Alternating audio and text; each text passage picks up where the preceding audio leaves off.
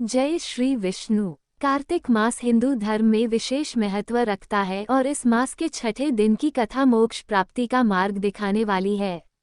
ये कथा श्रद्धा, भक्ति और भगवान के प्रति समर्पण का अद्वितीय उदाहरण है। इस दिन की कथा से न केवल पापों से मुक्ति मिल सकती है बल्कि मोक्ष के द्वार भी खुलते हैं। तो आइए श्रोताओं, भगवान श्री कृष्ण का नाम लेकर हम आज के कार्तिक मास महात्म के छठे अध्याय का श्रवण करते हैं। एक बार किसी गांव में हरिदास नाम का एक किसान रहा करता था और वो भगवान कृष्ण की बहुत पूजा करता था। वो उनका बहुत बड़ा भक्त था।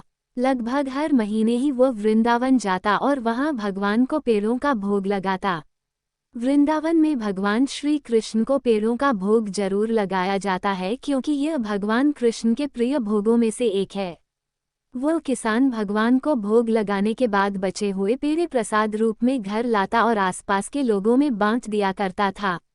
लगभग कई सालों से यही क्रम चल रहा था। एक दिन वो किसान वृंदावन में बांके बिहारी जी के दर्शन करने जा रहा था।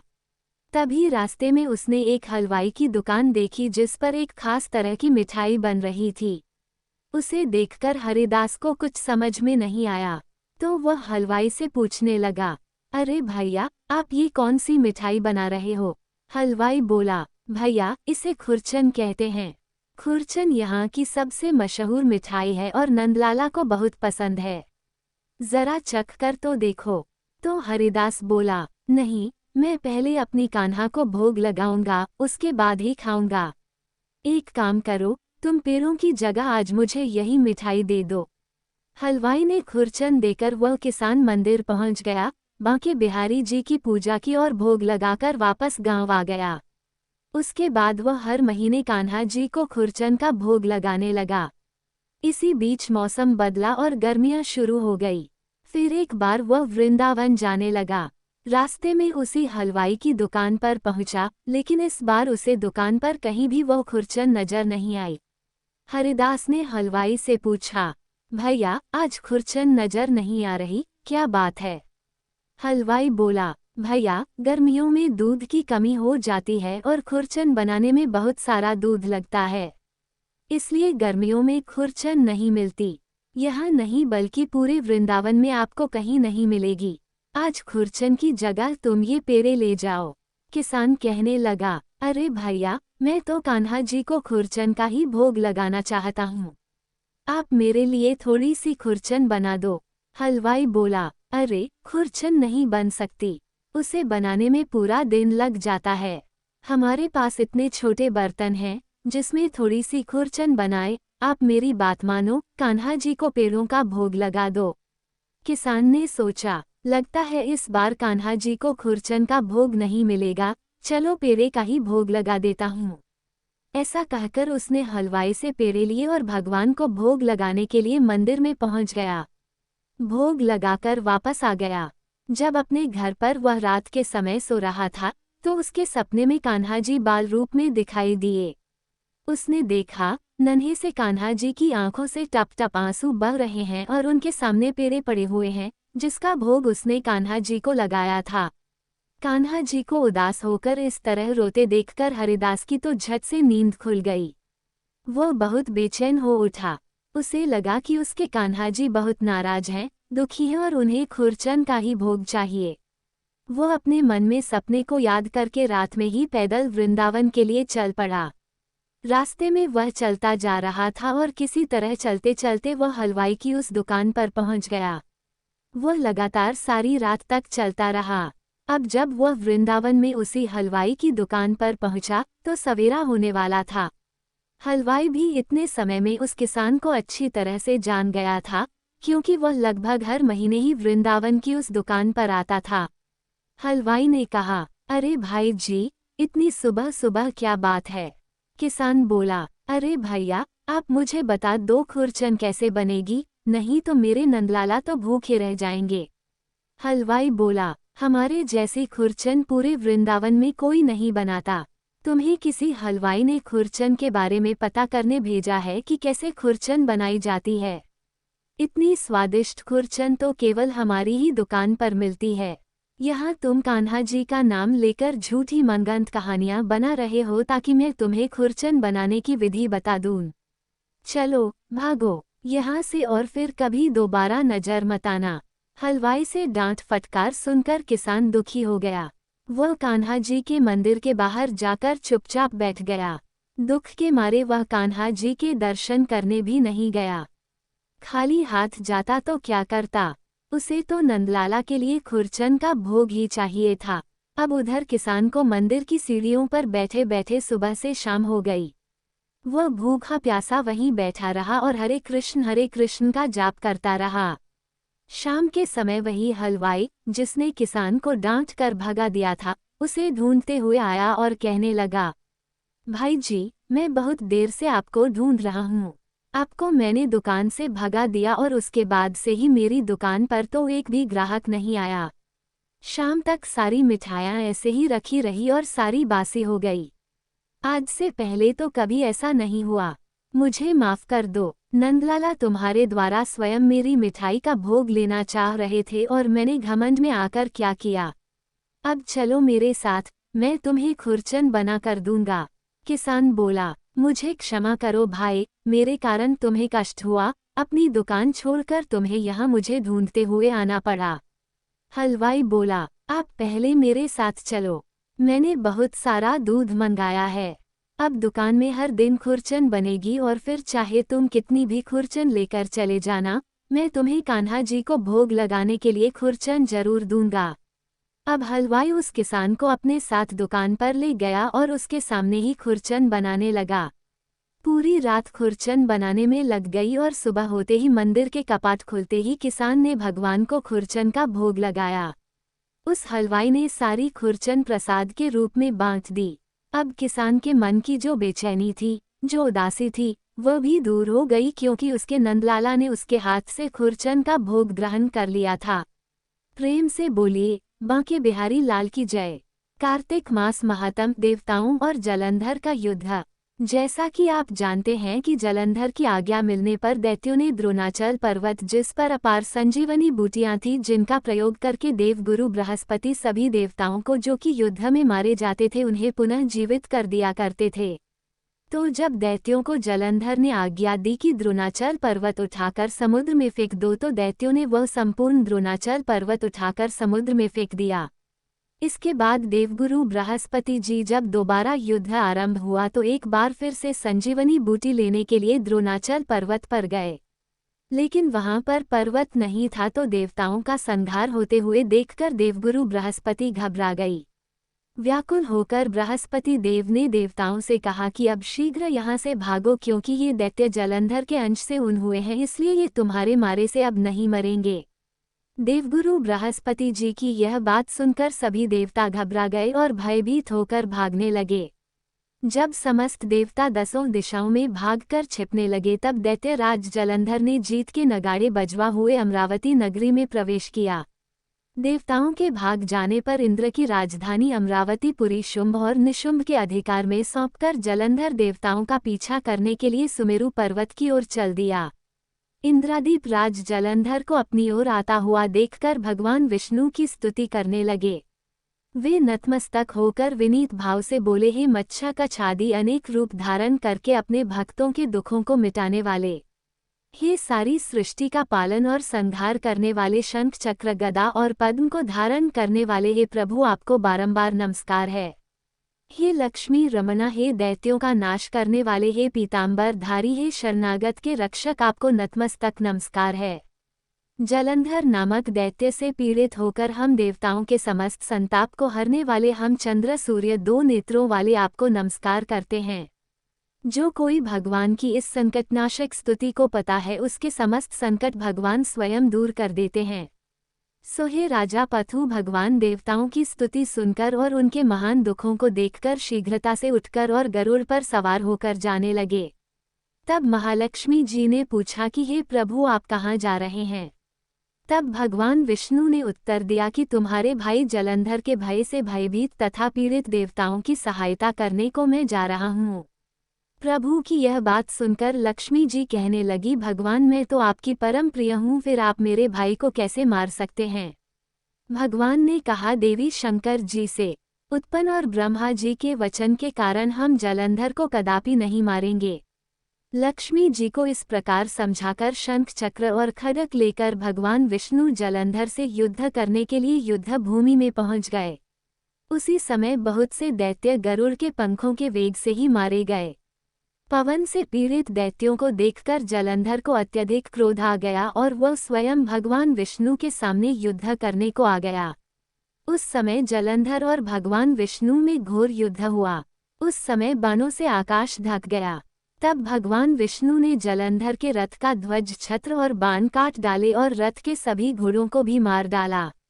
ये देखकर जलंधर ने गरुड़ के मस्तक पर गदा से जोरदार प्रहार किया, जिससे गरुड़ देव मूर्छित हो गए।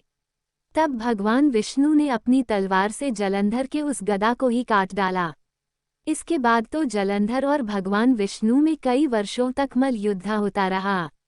जलंधर और भगवान विष्णु के इस घनघोर युद्ध को देखकर सारा ब्रह्मांड भयभीत होकर कपायमान हो गया था। अंत में भगवान विष्णु ने कहा, हे दैत्यराज, तुम्हारा और हमारा युद्ध ठीक नहीं, क्योंकि तुम लक्ष्मी जी के भाई हो। तब जलंधर कहने लगा, अगर आप प्रसन्न हैं तो मैं आपसे यह वरदान मांगता हूँ कि आप लक्ष्मी जी और गरुड़ सहित मेरे घर में ही निवास करें। ये सुनकर भगवान विष्णु लक्ष्मी जी और गरुड़ सहित उसके यहाँ रहने का वचन देकर चले गए। तब समस्त देवी देवताओं के स्थान पर दैत्यों की नियुक्ति करके जलंधर अपनी राजधानी में निवास करने लगा। और देवताओं, गंधर्व और किन्नरों के पास जितने भी रत्न थे वे सब छीनकर उसने अपने अधिकार में कर लिए। निशुंभ को शासन करने के लिए पाताल में भेज दिया। वहां पहुंचकर निशुंभ ने शेषादि नागों को अपने वश में कर लिया। इस प्रकार जलंधर देवयक्ष, किन्नर, गंधर्व और मनुष्य सबको अपनी प्रजा बनाकर पुत्र के समान और धर्म की नीति से उनका पालन करते हुए त्रिलोकी पर शासन करने लगा। ये कथा सुनाकर देवर्षि नारद ने कहा, हे राजा पृथु, एक समय भगवान का दर्शन करने और जलंधर का वैभव देखने के लिए हम भी उसकी राजधानी में गए थे। जलंधर की राजधानी की यात्रा का वर्णन करते हुए देवर्षि नारद ने कहा, नारायण नारायण, हे राजा। जलंधर ने वहां पहुंचने पर तो हमारा बहुत आदर सत्कार किया। वह भक्ति भाव और श्रद्धा से हमारा पूजन करके विनती करने लगा। कहने लगा, महाराज कहिए, आपका आगमन किस अभिप्राय से हुआ है और मेरे लिए क्या आज्ञा है। तब हमने उससे कहा कि दैत्य राज, मैं कैलाश पर्वत पर गया था। वहां शिवजी और पार्वती जी का वैभव देखकर मैं तो चकित रह गया। अब तीनों लोगों का भ्रमण करते हुए मैंने यहाँ आकर आपकी समृद्धि देखी है। आपकी और शिव की समृद्धि वैभव में किसी प्रकार का कोई अंतर मुझ नजर नहीं आता, परंतु तुम्हारा वैभव स्त्री रहित है, कामदेव के शत्रु, शरीर पर भस्म लेपन करने वाले वतरागी। शिवजी के पास स्त्री रत्न के रूप में देवी पार्वती जी हैं। यद्यपि उनके पास भी अनेक सुंदर स्त्रियां हैं, परंतु उनमें से एक भी ऐसी नहीं जो उनके समान हो। अधूरा वैभव देखकर यही निश्चित हुआ कि शिवजी के समान सारे ब्रह्मांड में किसी का वैभव नहीं है। उनके पास पार्वती के रूप में ऐसी अनुपम स्त्री है, जिसको देखकर ब्रह्मा जी ने अनेक अप्सराओं की रचना की, परंतु एक भी पार्वती जी के समान नहीं बन सकी। नारद जी ने आगे राजा पथु से कहा, हे राजन, मैं तो केवल इतनी बात कहकर वहां से चला आया, परंतु पार्वती जी की अपूर्व सुंदरता की बात सुनकर जलंधर कामदेव के ज्वर से पीड़ित हो गया। दरअसल भगवान की इच्छा से ही देवर्षि नारद जलंधर के पास ये सब कुछ कहने के लिए गए थे। देवर्षि की बात सुनकर उसने उसी समय राहु को बुलाकर कहा कि तुम अभी कैलाश पर्वत पर जाकर शिव को हमारी आज्ञा सुनाओ। तुम शिव से कहना कि त्रिलोकी के राजा अति पराक्रमी जलंधर ने आज्ञा दी है कि तीन लोक के नाथ और सभी रत्नों के स्वामी जलंधर के होते हुए तुम शमशानवासी और नरमुंड की माला धारण करने वाले जटाजूटधारी अवधूत के पास पार्वती जैसी परम सुंदर स्त्री शोभा नहीं देती। तीनों लोकों का स्वामी होने के कारण सभी रत्नों पर मेरा अधिकार है। क्योंकि पार्वती स्त्री रूप में रत्न है, अतः वह मेरे पास ही शोभित हो सकती है। दैत्यराज जलंधर की आज्ञा पाकर राहु उसी समय चंद्रमा के समान उज्ज्वल कैलाश पर्वत पर जा पहुंचा। अपनी भयानक दृष्टि से दैदीप्यमान कैलाश पर्वत को काला कर दिया। तब भगवान शिव के द्वारपाल नंदी द्वारा शिव जी के सन्मुख उपस्थित किए जाने पर राहु ने दैत्यराज जलंधर की उपरोक्त आज्ञा सुना दी। राहु की यह बात सुनते ही भगवान शिव की दोनों भृकुटियां कमान के समान गुस्से से तन गई। तब उनकी भौं से एक अति भयंकर पुरुष उत्पन्न हुआ जो सिंह के समान मुंह वाला था। उसके लाल लाल अग्नि के समान विकराल नेत्र थे और उसके सारे शरीर पर बड़े बड़े बाल खड़े हुए थे। उत्पन्न होते ही वह भयंकर मनुष्य विकराल मुख फैलाकर राहु को खा जाने के लिए आगे बढ़ा।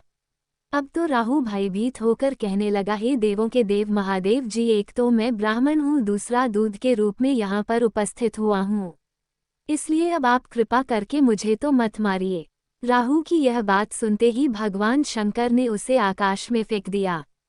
तब वह भयंकर पुरुष शिवजी के पास आया और अत्यंत विनम्र भाव से भगवान शिव से कहने लगा कि हे महादेव, मैं भूखा हूँ, कृपा मुझे कुछ खाने को दीजिए। तब शिव जी ने कहा, तुम अपने हाथ पैरों को खा जाओ।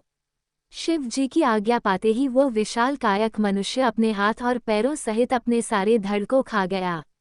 जब केवल मुंह ही शेष बचा तब भगवान शंकर ने प्रसन्न होकर उससे कहा कि तुमने मेरी आज्ञा का पालन किया है, इसलिए आज से तुम कीर्ति मुख के नाम से जाने जाओगे और आज से मैं तुम्हें अपना द्वारपाल नियुक्त करता हूँ। पहले पूजा तुम्हारी होगी, उसके बाद में हमारी रहेगी।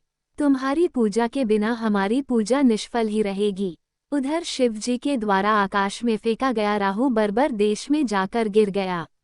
राहु की ऐसी दशा सुनकर जलंधर अत्यंत क्रोधित हुआ और शिवजी से लड़ने के लिए दैत्यों की 1 करोड़ सेना लेकर अपने पुर से बाहर निकला। इस समय उसके साथ सामने से एक आंख वाले दैत्य गुरु शुक्राचार्य और अंग भंग राहु को उसने आते हुए देखा। इसके अलावा और भी अनेक अपशगुन हुए, परंतु उन्हें देखकर भी वह रुका नहीं। उस अपार दैत्य सेना ने सारे आकाश में बादलों की तरह छा गई। जब देवताओं ने दैत्य जलंधर को अपार सेना सहित कैलाश पर्वत पर चढ़ाई करते देखा तो चुपचाप इसकी सूचना शिवजी को दे दी। समाचार पाते ही शिवजी महाराज ने विष्णु भगवान का स्मरण किया और भगवान विष्णु स्मरण करते ही उनके सामने उपस्थित हो गए। तब शिवजी ने भगवान विष्णु से कहा, हे नारायण, देवताओं को पीड़ा देने वाले इस महादैत्य को आपने क्यों नहीं मारा? इतना ही नहीं, आप स्वयं श्री लक्ष्मी सहित उसके घर में ही विराजमान हो गए, आखिर इसका क्या कारण है? तब भगवान विष्णु ने उत्तर दिया, हे महादेव, यह महादैत्य आपके अंश से उत्पन्न हुआ है और लक्ष्मी जी का भाई है, इस कारण हमने उसको नहीं मारा, अस्तु यह महादैत्य आपके ही हाथ से मारा जाएगा। भगवान विष्णु की यह बात सुनकर शिवजी कहने लगे, ये तेजस्वी दैत्य तो हमसे भी ऐसे नहीं मारा जा सकेगा, इसलिए इसको मारने के लिए आप अपना तेज देने की कृपा कीजिए। शिवजी के ऐसे वचन सुनकर श्री विष्णु भगवान सहित समस्त देवताओं ने अपना अपना तेज शिवजी को दे दिया। फिर शिवजी उस तेज को इकट्ठा करके ज्वाला, माली, सुदर्शन चक्र और एक वज्र बनाकर जलंधर से युद्ध करने के लिए तत्पर हुए। शिवजी के भूत गणों की सेना में समस्त देवता गण भी सम्मिलित हो गए।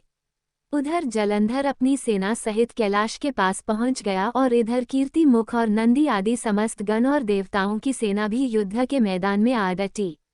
देवताओं और जलंधर की सेना में ऐसा घोर संग्राम हुआ कि समस्त भूमंडल कंपायमान हो गया। युद्ध के मैदान में जितने दैत्य मरते, दैत्य गुरु शुक्राचार्य उन्हें अपनी संजीवनी विद्या से जीवित कर देते। ये दृश्य देखकर भूता आदि गणों ने शिवजी के समीप जाकर उनसे संपूर्ण वृतांत कह सुनाया।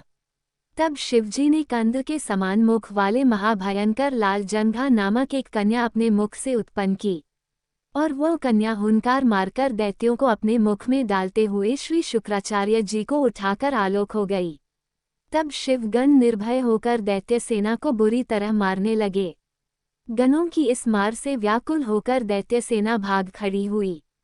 दैत्य सेना को इस प्रकार भागते देखकर जलंधर के सेनापति शुंभ, निशुंभ और कालनेमी ने आगे बढ़कर देव सेना पर प्रत्यागमन कर दिया। जब देव सेना दैत्यों की मार से विचलित हो उठी तब गणेश जी और शुंभ के बीच घनघोर संग्राम हुआ। दैत्य को पराजित होते देख जलंधर स्वयं युद्ध क्षेत्र में आया। उसे देखकर वीरभद्र ने जलंधर पर अनेक प्रहार कर दिए। कीर्ति मुख का ही एक नाम भद्र भी है। तब जलंधर ने क्रोधित होकर अपना परिघ उस पर दे मारा और उसके रथ की ध्वजा काट दी। फिर उसने देव सेना पर भयंकर बाण वर्षा करके उसमें भगदड़ मचा दी। अपनी सेना की ये दशा देखकर स्वयं भगवान शिव नंदी पर सवार होकर युद्ध के मैदान में आए और उन्होंने तब तीव्र बाणों की वर्षा आरंभ कर दी।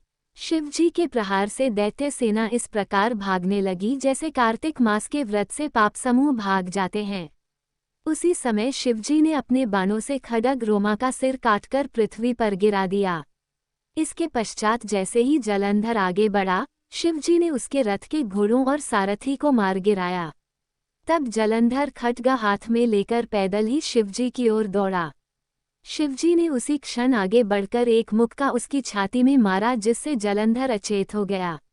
अब जब जलंधर ने देखा कि शिवजी तो अजय हैं तो उसने गंधर्व माया रच डाली। गंधर्व और अप्सराएं युद्ध क्षेत्र में नृत्य और गायन करने लगी। शिवजी भी स्वयं में फंसकर नाचने और गाने लगे। शिवजी को इस माया में फंसा हुआ देखकर जलंधर महादेव जी का रूप धारण करके देवी पार्वती के पास गया और उनका सुंदर रूप देखकर कामा हो गया। पार्वती जी शिवजी को आया देखकर खड़ी हो गई, परंतु तुरंत ही इस राक्षसी माया को पहचानकर वहां से अंतर्ध्यान हो गई। तब निराश जलंधर पुनः युद्ध क्षेत्र में आ गया। उधर जलंधर के चले जाने पर पार्वती जी ने जैसे ही भगवान विष्णु का स्मरण किया वे तत्काल उपस्थित हो गए और उन्होंने जलंधर के शीघ्र मारे जाने का आश्वासन दिया। भगवान विष्णु अब विचार करने लगे कि जलंधर ने तो स्वयं ही अपनी मृत्यु का रास्ता बता दिया है। ये दुष्ट वृंदा के पतिव्रत धर्म के कारण मर ही नहीं रहा, इसलिए देवताओं और अपने भक्तों की रक्षा करने के लिए हमें ही वृंदा को धर्म से डिगा का ये घोर पाप कर्म करना पड़ेगा, क्योंकि ऐसा किए बिना तो ये दुष्ट नहीं मरेगा। इतनी ही देर में शिवजी भी राक्षसी माया से मुक्त हो गए और जलंधर को आया देखकर उस पर बाण वर्षा करने लगे। इसके बाद जो कुछ भी हुआ उसका वृतांत आप आने वाले अध्याय में सुनिए। तुलसी माता की जय, भगवान श्री कृष्ण की जय। यदि आपको यह वीडियो पसंद आया हो तो इसे लाइक करें, अपने प्रियजनों के साथ शेयर करें और चैनल को सब्सक्राइब करना न भूलें।